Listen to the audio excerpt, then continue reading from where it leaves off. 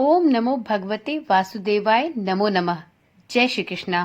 पूर्णिमा के दिन भगवान सत्यनारायण की विशेष पूजा और कथा करने का विधान है। प्राचीन काल से ही पूर्णिमा तिथि पर व्रत और सत्यनारायण कथा का श्रवण किया जाता है। स्कंद पुराण के अनुसार सत्यनारायण व्रत की कथा सुनने मात्र से श्री हरि साधक के सारे दुख हर लेते हैं। कलयुग में सत्य व्रत करना बहुत ही प्रभावशाली माना गया है।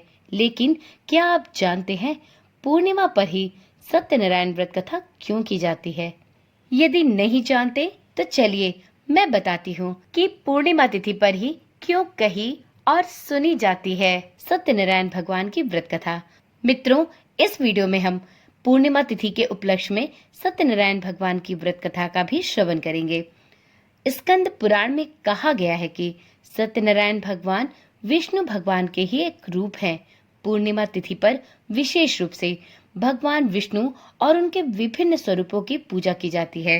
ऐसे में इस दिन भगवान विष्णु के इस रूप अर्थात सत्यनारायण भगवान के रूप की पूजा और व्रत करने की परंपरा सदियों से चली आ रही है। इस कथा की महिमा को भगवान सत्यनारायण ने स्वयं अपने मुख से देवर्षि नारद को समझाया और बताया था। मान्यता है कि पूर्णिमा के दिन सत्यनारायण व्रत की कथा को सुनने से हजारों वर्षों तक किए गए यज्ञ के बराबर का फल प्राप्त होता है। भगवान सत्यनारायण की कथा व्यक्ति को धर्म और सत्य के मार्ग पर चलने को प्रेरित करती है, जिससे वह सदैव सुखी और समृद्ध रहे। ऐसी मान्यता है कि जहाँ श्री सत्यनारायण भगवान की पूजा और कथा कही और सुनी जाती है, वहाँ गौरी गणेश नवग्रह तथा समस्त दिक्पाल उपस्थित रहते हैं और साधक को मनचाहा आशीर्वाद और फल प्रदान करते हैं। यदि पूर्णिमा तिथि पर सत्यनारायण भगवान की व्रत कथा पढ़ी और सुनी जाए, साथ ही पूर्णिमा तिथि पर सत्यनारायण भगवान हेतु व्रत रखा जाए, तो व्यक्ति को अनेक परेशानियों से मुक्ति मिलती है। यदि वह आर्थिक समस्याओं से ग्रस्त हो, विवाह में बाधा हो, संतान सुख से हीन हो, तो उसके सभी कष्टों को सत्यनारायण भगवान हर लेते हैं और उसको मनचाहा फल प्रदान करते हैं।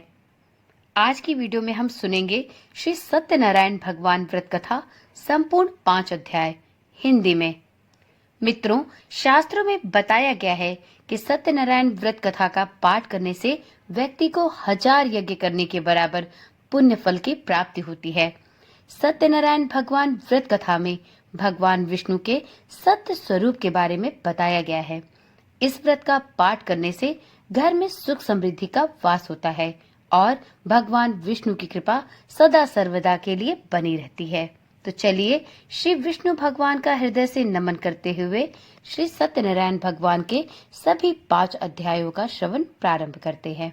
तो एक बार प्रेम से बोलिए श्री सत्यनारायण भगवान की जय।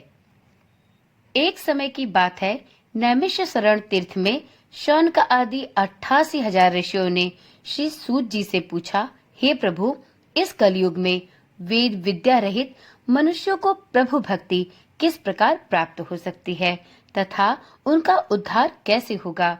हे मुनि श्रेष्ठ, कोई ऐसा तप बताइए जिससे थोड़े समय में ही पुण्य मिले और मनोवांछित फल की प्राप्ति भी हो जाए। इस प्रकार की कथा सुनने की हम इच्छा रखते हैं। सर्वशास्त्रों के ज्ञाता सूत जी बोले, हे वैष्णवों में पूज्य, आप सभी ने प्राणियों के हित की बात पूछी है, इसलिए मैं एक ऐसे श्रेष्ठ व्रत को आप लोगों को बताऊंगा जिसे नारद जी ने लक्ष्मी नारायण जी से पूछा था और स्वयं लक्ष्मीपति ने मुनि श्रेष्ठ नारद जी से इसका विस्तार पूर्वक वर्णन किया था। अब आप सभी भी इसे ध्यान पूर्वक सुनिए। एक समय की बात है, योगीराज नारद जी दूसरों के हित की इच्छा के लिए अनेकों लोकों में घूमते हुए मृत्यु लोक में आ पहुँचे।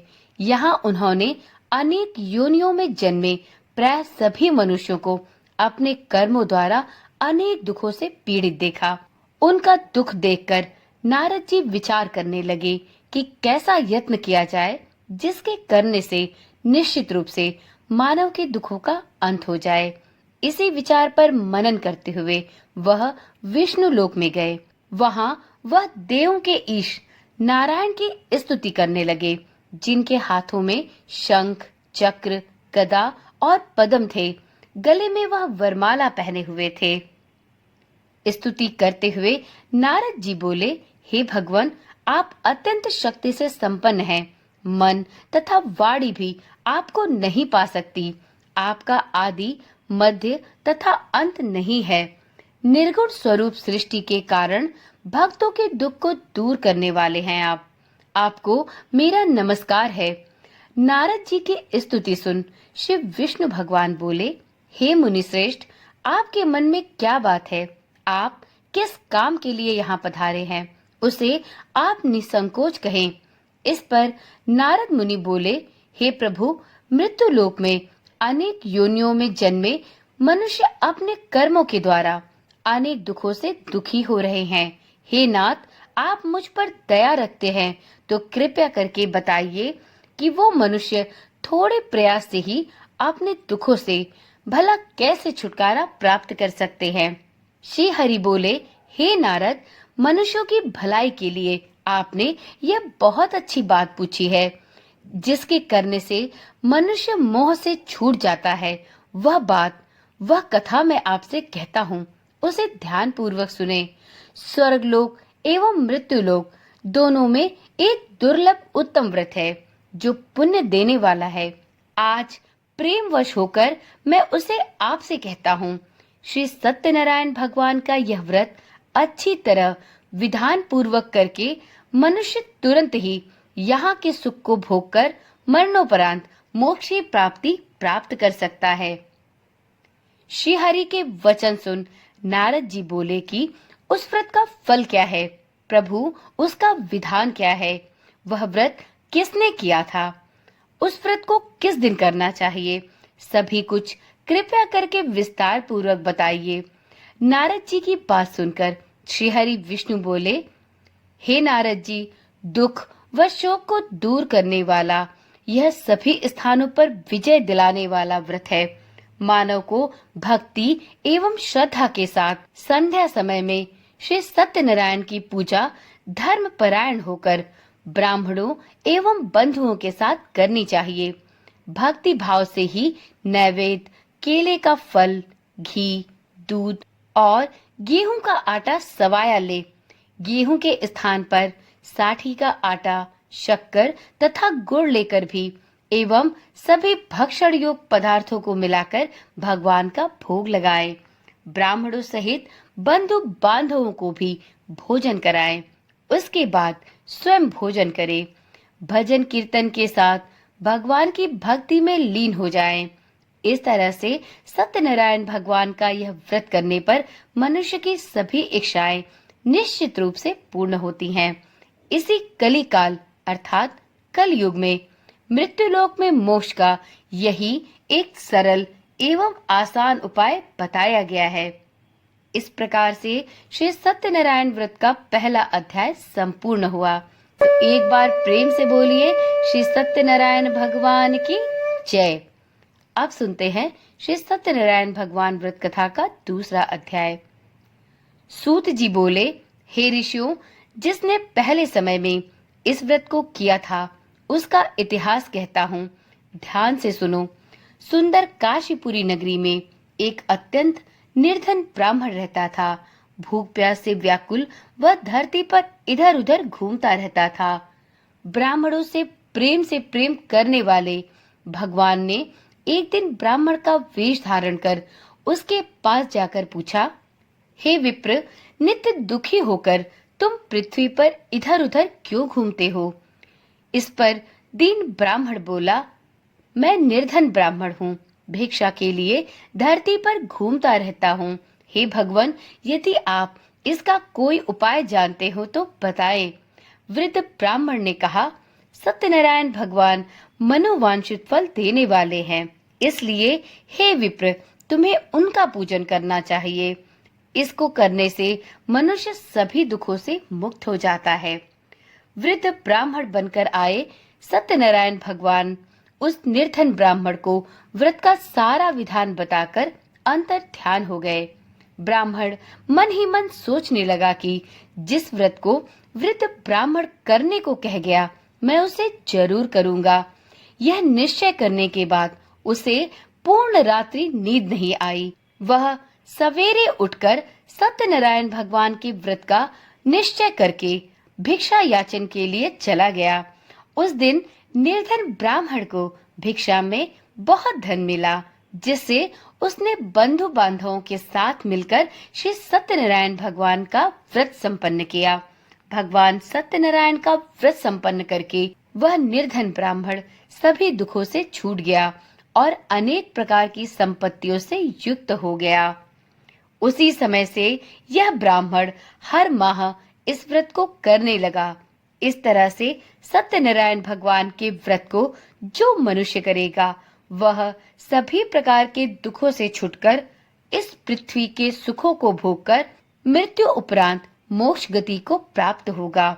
जो मनुष्य इस व्रत को करेगा, वह भी सभी दुखों से मुक्त हो जाएगा।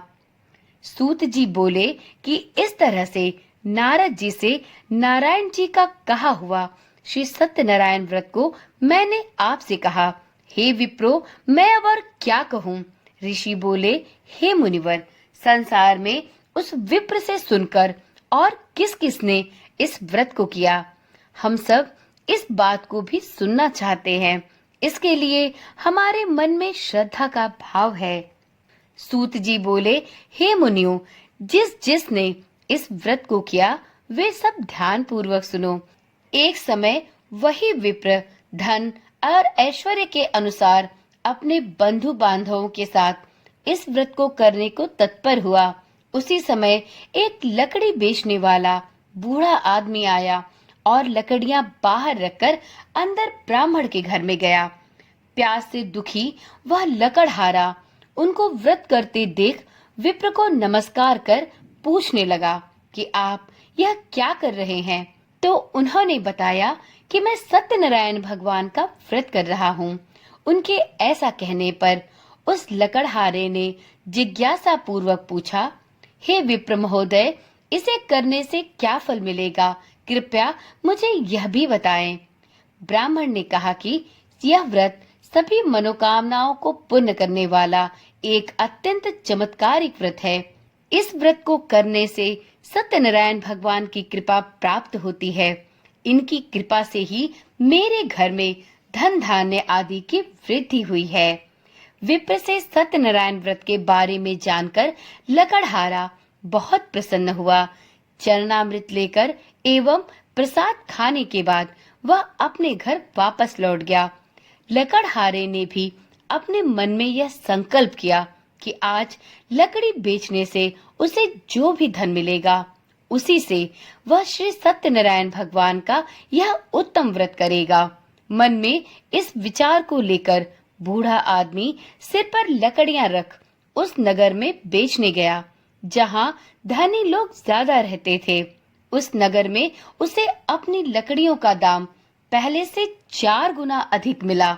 बूढ़ा लकड़हारा अब प्रसन्नता के साथ अपने दाम लेकर केले, शक्कर, घी, दूध, दही और गेहूं का आटा लेकर सत्यनारायण भगवान के व्रत की अन्य सामग्रियां भी साथ लेकर अपने घर को लौट गया।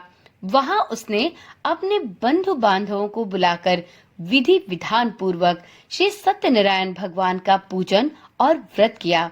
इस व्रत के प्रभाव से वह बूढ़ा लकड़हारा धन एवं पुत्र आदि से युक्त होकर संसार के समस्त सुखों को भोगकर अंतकाल में बैकुंठ धाम को चला गया। श्री सत्यनारायण व्रत कथा का दूसरा अध्याय संपूर्ण हुआ। तो एक बार प्रेम से बोलिए श्री सत्यनारायण भगवान की जय। अब सुनते हैं श्री सत्यनारायण भगवान व्रत कथा का तीसरा अध्याय। सूत जी बोले, श्रेष्ठ मुनियों, अब आगे की कथा कहता हूँ। पहले समय में उल्का मुख नामक एक बुद्धिमान राजा था। वह सत्यवक्ता और जितेंद्रिय था। प्रतिदिन देव स्थानों पर जाता और निर्धनों को धन देकर उनके कष्ट दूर करता था। उसकी पत्नी कमल के समान मुख वाली तथा अत्यंत सती साध्वी थी। भद्रशिला नदी के तट पर उन दोनों ने श्री सत्यनारायण भगवान का व्रत किया। उसी समय साधु नाम का एक वैश्य वहां आया। उसके पास व्यापार करने के लिए बहुत सा धन भी था। राजा को व्रत करते देखकर वह विनय के साथ पूछने लगा, हे राजन, भक्ति भाव से पूर्ण होकर आप यह क्या कर रहे हैं? मैं सुनने की प्रबल इच्छा रखता हूँ। कृपया करके आप मुझे बताएं। राजा ने कहा, हे सज्जन पुरुष, अपने बंधु बांधवों के साथ पुत्र आदि की प्राप्ति के लिए एक महाशक्तिमान श्री सत्यनारायण भगवान का व्रत एवं पूजन कर रहा हूँ। राजा के वचन सुन साधु आदर से बोला, हे राजन, मुझे इस व्रत का सारा विधान कहिए। आपके कथनानुसार मैं भी इस व्रत को अवश्य करूंगा। मेरी भी संतान नहीं है और इस व्रत को करने से निश्चित रूप से मुझे संतान की प्राप्ति होगी। राजा से व्रत का सारा विधान सुनकर वह व्यापारी अपने व्यापार से निवृत्त हो अपने घर को वापस पहुंचा। साधु वैश्य ने अपनी पत्नी को संतान देने वाले इस महान व्रत का वर्णन कह सुनाया और उससे कहा कि जब मेरी संतान होगी तब मैं इस व्रत को अवश्य धारण करूंगा। साधु ने इस तरह के वचन अपनी पत्नी लीलावती से कहे। एक दिन लीलावती पति के साथ आनंदित हो सांसारिक धर्म में प्रवृत्त होकर सत्यनारायण भगवान की कृपा से गर्भवती हो गई। 10वें महीने में उसके गर्भ से एक सुंदर कन्या ने जन्म लिया। दिनों दिन वह ऐसे बढ़ने लगी जैसे कि शुक्ल पक्ष का चंद्रमा बढ़ता है। माता पिता ने अपनी कन्या का नाम उसके गुणों के अनुरूप कलावती रखा। एक दिन लीलावती ने मीठे शब्दों में अपने पति को यह स्मरण कराया कि आपने सत्यनारायण भगवान के जिस व्रत को करने का संकल्प लिया था उसे अब करने का समय आ गया है। आप इस व्रत को अवश्य करिए। साधु बोला, हे प्रिय, इस व्रत को मैं उसके विवाह पर करूंगा। इस प्रकार अपनी पत्नी को आश्वासन देकर वह नगर को चला गया। कलावती अपने पिता के घर में रहकर धीरे धीरे बड़ी हो रही थी। साधु वैश्य ने एक बार नगर में अपनी कन्या को उसकी सखियों के साथ देखा तो उसे यह भान हुआ कि उसकी पुत्री अब विवाह योग्य हो गई है। उसने तुरंत ही अपने दूत को बुलाया और कहा कि मेरी कन्या विवाह योग्य हो गई है, इसलिए मेरी कन्या हेतु एक सुयोग्य वर की तलाश करो। साधु वैश्य की बात सुनकर दूत कंचन नगर में जा पहुंचा और वहां एक सुयोग्य वाणिक पुत्र का चयन कर आया। सुयोग्य लड़के को देख साधु वैश्य ने बंधु बांधवों को बुलाकर अपनी पुत्री का विवाह अत्यंत हर्षोल्लास के साथ संपन्न किया। लेकिन दुर्भाग्य की बात ये थी कि साधु वैश्य ने अभी भी श्री सत्यनारायण भगवान का व्रत नहीं किया। इस पर श्री सत्यनारायण भगवान उस साधु वैश्य पर अत्यंत क्रोधित हुए और उसे श्राप दे दिया, जिससे अब साधु वैश्य को अत्यधिक दुख झेलने पड़े। अपने कार्य में कुशल साधु बनिया अपने जमाई को लेकर समुद्र के पास स्थित एक रत्नासारपुर नगर में पहुंच गया। वहां जाकर दामाद ससुर दोनों ने मिलकर चंद्रकेतु राजा के नगर में व्यापार प्रारंभ किया। एक दिन भगवान सत्यनारायण की माया से एक चोर राजा का धन चुराकर भाग रहा था। उसने राजा के सिपाहियों को अपना पीछा करते देख चुराया हुआ धन वहां रख दिया, जहां साधु वैश्य अपने जमाई के साथ ठहरा हुआ था।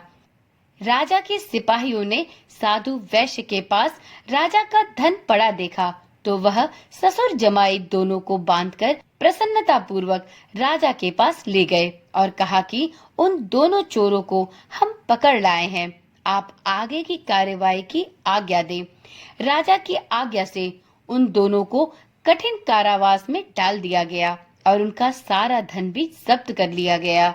श्री सत्यनारायण भगवान से श्रापित साधु की पत्नी भी अब बहुत दुखी होने लगी। घर में जो भी धन रखा हुआ था उसे एक दिन चोर चुरा कर ले गए। शारीरिक तथा मानसिक पीड़ा एवं भूख प्यास से व्याकुल होकर अन्न की चिंता में कलावती एक ब्राह्मण के घर गई। वहां उसने श्री सत्यनारायण भगवान का व्रत होते देखा। फिर कथा भी सुनी और प्रसाद ग्रहण कर वह रात्रि को अपने घर वापस आई। माता ने कलावती से पूछा, हे पुत्री, अब तक तुम कहाँ थी? तेरे मन में क्या है? कलावती ने अपनी माता से कहा, हे माता, मैंने एक ब्राह्मण के घर में श्री सत्यनारायण भगवान का व्रत होता हुआ देखा।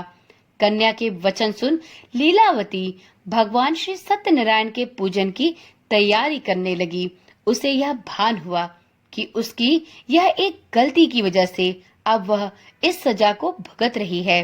लीलावती ने परिवार एवं बंधुओं सहित श्री सत्यनारायण भगवान का पूजन प्रारंभ किया और श्री सत्यनारायण भगवान से यह प्रार्थना की कि मेरे पति तथा जमाई शीघ्र घर आ जाएं। साथ ही यह भी प्रार्थना की कि हम सबका अपराध हे प्रभु अब आप क्षमा करें और इस व्रत को स्वीकार करें।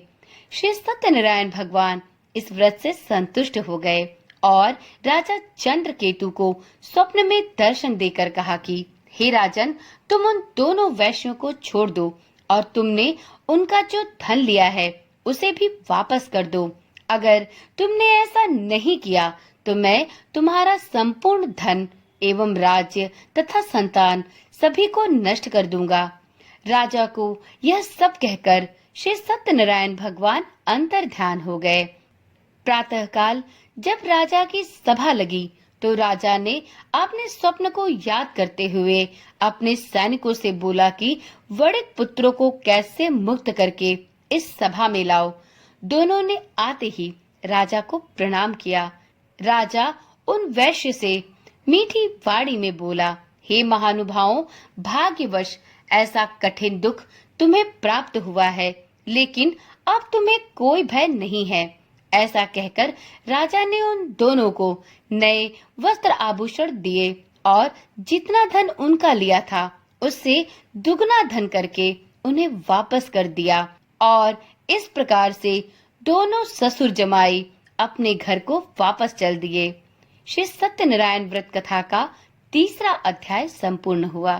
तो एक बार प्रेम से बोलिए श्री सत्यनारायण भगवान की जय।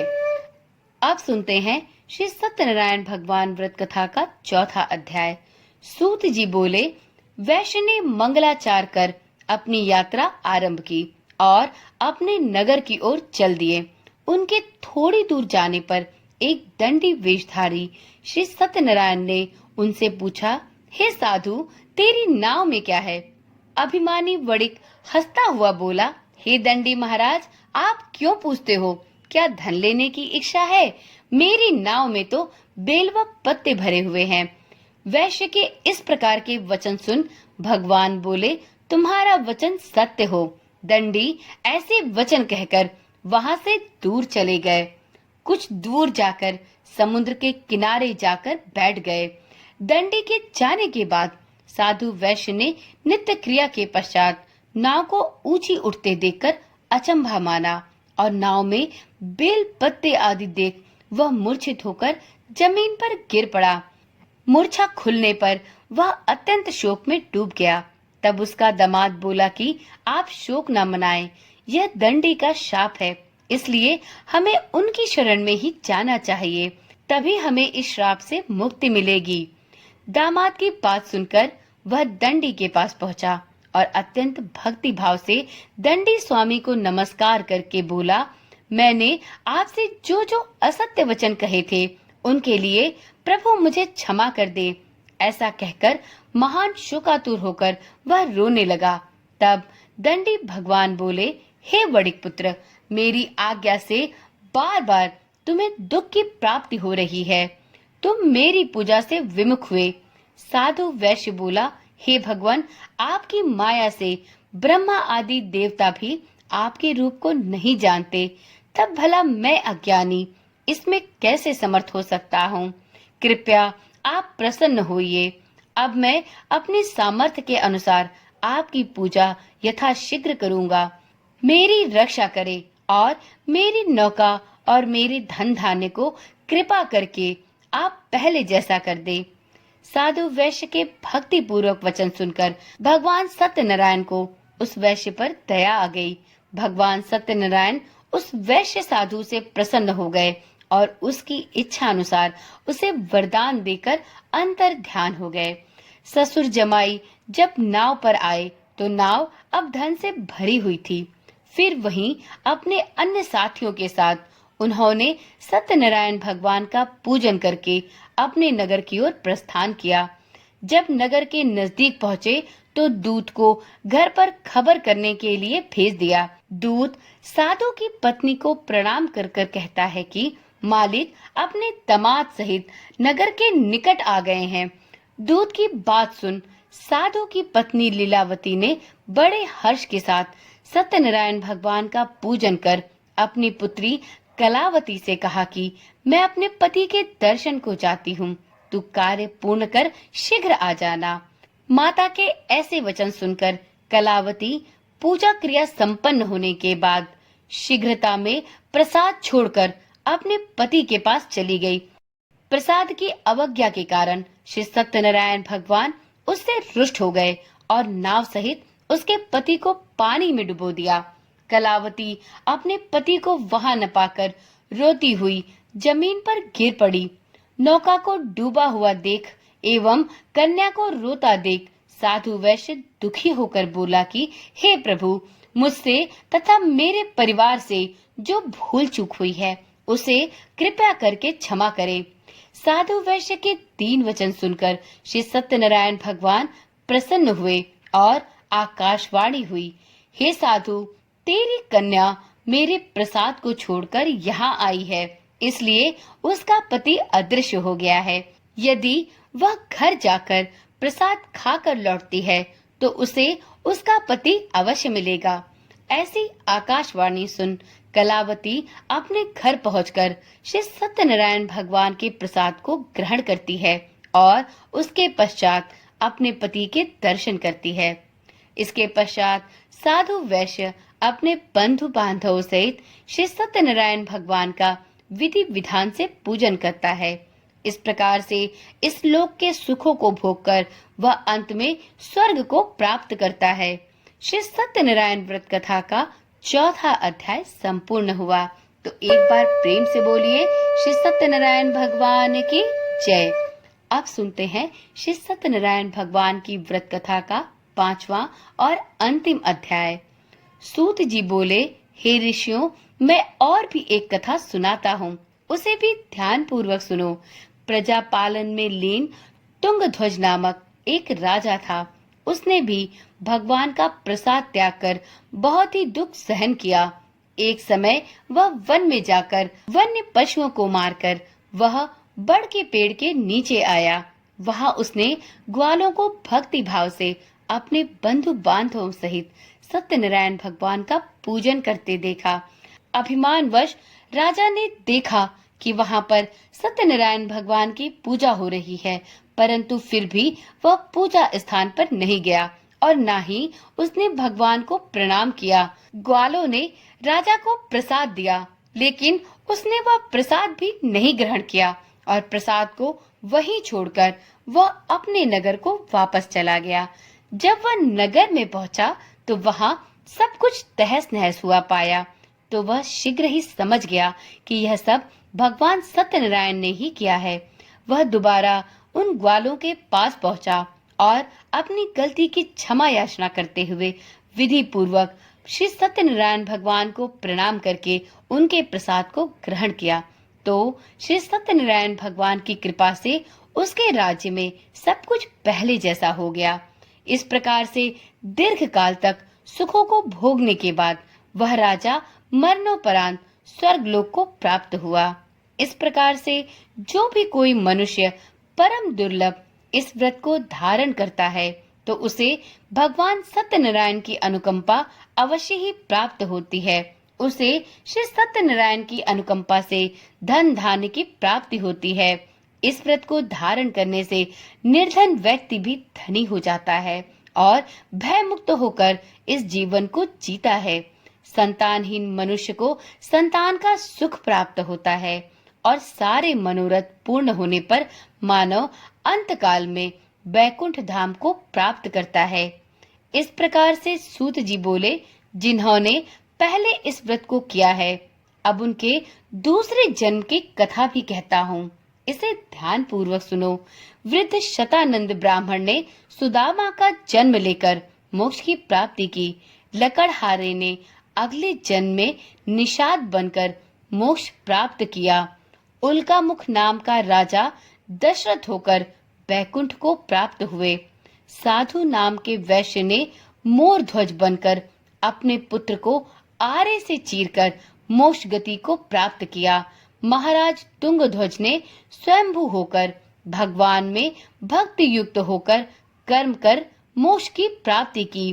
तो इस प्रकार से जिन लोगों ने श्री सत्यनारायण भगवान की व्रत कथा सुनी, श्री सत्यनारायण भगवान का व्रत किया, उन्होंने इस जन्म के सुखों को भोग कर मृत्यु उपरांत वैकुंठ लोक की प्राप्ति की। इस प्रकार से श्री सत्यनारायण व्रत कथा का 5वां अध्याय संपूर्ण हुआ। तो एक बार प्रेम से बोलिए श्री सत्यनारायण भगवान की जय। तो चलिए मित्रों, आज की वीडियो यहीं पर समाप्त करते हैं। फिर मिलते हैं अगली वीडियो में। तब तक के लिए ओम नमः शिवाय, जय श्री कृष्णा, राधे राधे।